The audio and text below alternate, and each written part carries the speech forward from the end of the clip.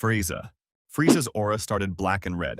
Not purple, not golden, black and red. The colors of something that had never been challenged, never been questioned, never been told no. That was the original design before Toriyama quietly changed it to purple, and purple tells a different story entirely. Purple means suppression. Frieza wasn't showing you his power, he was containing it. Every form you watched him walk through on Namek wasn't him getting stronger.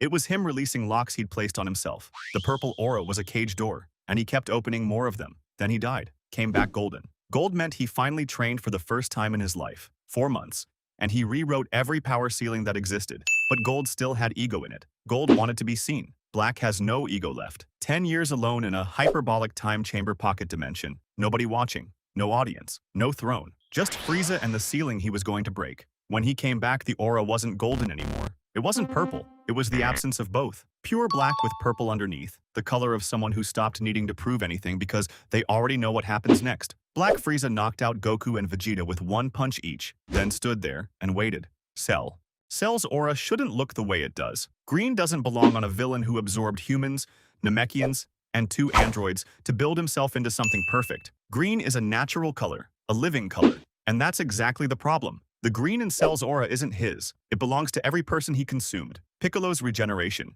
Android 17's infinite energy, all of it bleeding through his Kai in a color that was never supposed to be his. But look closer at perfect Cell's aura. The yellow electricity crackling through it. That's SSJ2 energy. Not because Cell transformed, because Gohan's power leaked into him during their fight, and his body absorbed it automatically. Cell was stealing power even during the battle that ended him. The most disturbing part isn't the green, it's the faces. In imperfect Cell's aura, if you look at the energy around his body, you can see shapes inside it. The absorbed humans. Still there, still visible. His power source was people, and his aura never let you forget it. Kid Buu.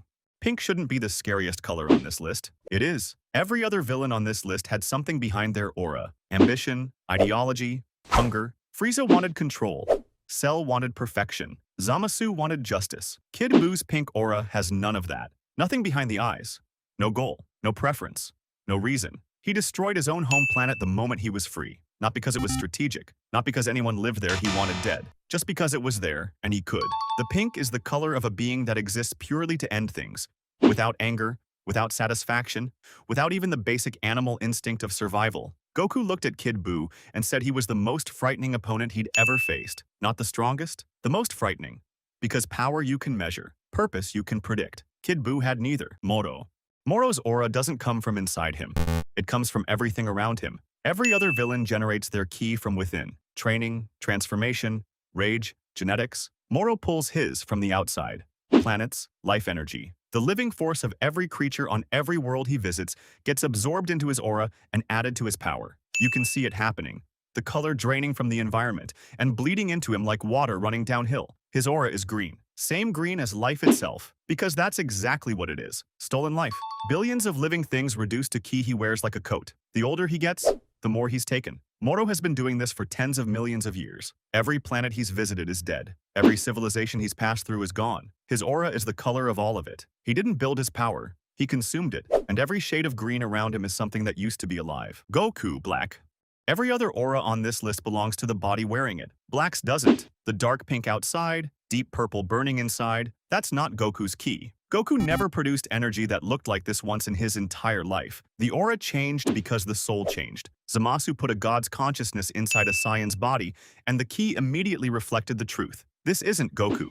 It never was. The dark pink is divine ki filtered through Saiyan cells. The purple underneath is the god underneath the surface. 2 natures that were never supposed to coexist, bleeding through each other visually, every time he powers up. Here's what that means. The aura tells you what's really inside a fighter. Goku's aura was always golden or blue, earned, trained, human in origin. Black's aura was never those things. Even wearing Goku's face, his hands, his voice, the energy told the truth the body couldn't. You can steal a body. You can't steal what the aura reveals. Zamasu. White is the color of divinity, purity, righteousness. Zamasu knew that. He chose it deliberately. His aura was wholly white, soft, glowing, the kind of light that belongs in a temple, not a battlefield. While he was erasing civilizations, while he was hunting mortals across timelines, while he was doing things that would make every god above him look away, his aura looked like a saint's. That's the most disturbing detail about Zamasu. He wasn't hiding what he was doing. He genuinely believed it was righteous. The white aura wasn't a lie. It was his truth. In his mind, every mortal he erased was a correction. Every timeline he destroyed was an improvement. The most dangerous villains in Dragon Ball wanted power, or control, or perfection. Zamasu wanted to help. His aura was white because he believed, completely without doubt, that he was the good one. Fused Zamasu.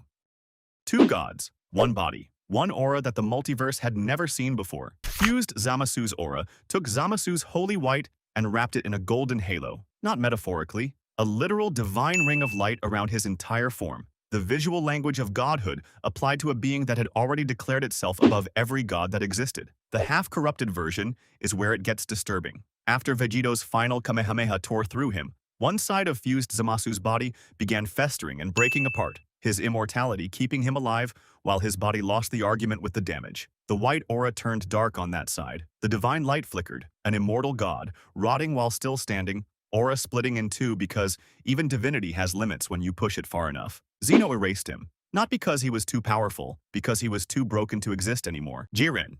In base form, nothing, no color, no flare, no energy leaking. Just a man standing there while everyone around him felt the pressure without seeing the source. The most powerful fighter in all universes had less visible energy than a Saiyan at base form. That's not restraint. That's a different category of power entirely. The kind that doesn't need to announce itself because nothing in the room can challenge it. Then full-power Jiren emerged, and the aura finally appeared, shimmering crimson red, sparkling like something between fire and starlight. Every other villain's aura expanded outward. Jiren's seemed to compress inward, like the red was being pulled toward him instead of pushed away. The crimson means one thing for Jiren specifically. It means he finally felt something worth showing. Everything before that wasn't him holding back. It was him not noticing you.